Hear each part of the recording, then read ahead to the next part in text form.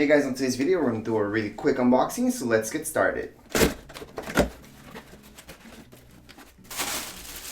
So here it is, here's the cheese grater. Now this is something that I wanted to know about the handle and everything when I was buying it. This is metal. This down here is just a rubber piece. I can see I can take that off. So it is rubber, it's not cheap plastic, which is good. It's a good thing that we can take this off.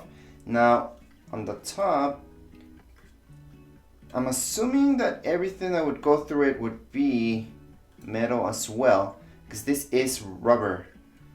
So this right here isn't cheap plastic, really hard plastic. It's rubber and has some grip to it. So both of these things have grip to it. I'm really glad, because I really thought this would just be cheap plastic and I was worried about that. Because with my last grater, that's what broke off, all the plastic parts. These are all the options that we have. So this is pretty big. This will take a full-size cheese.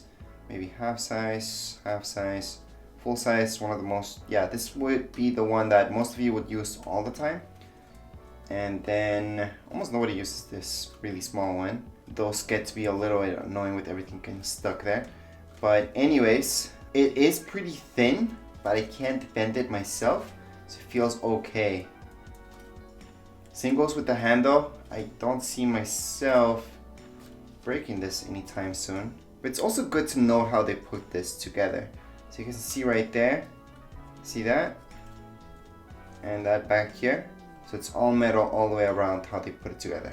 Other than that, there's not much more to say about this. It does feel sharp, very sharp actually. Anyways, that would be it for this video. If you guys have any comments, questions, you guys can write down here in the comments area. Don't forget to subscribe and rate. Thank you.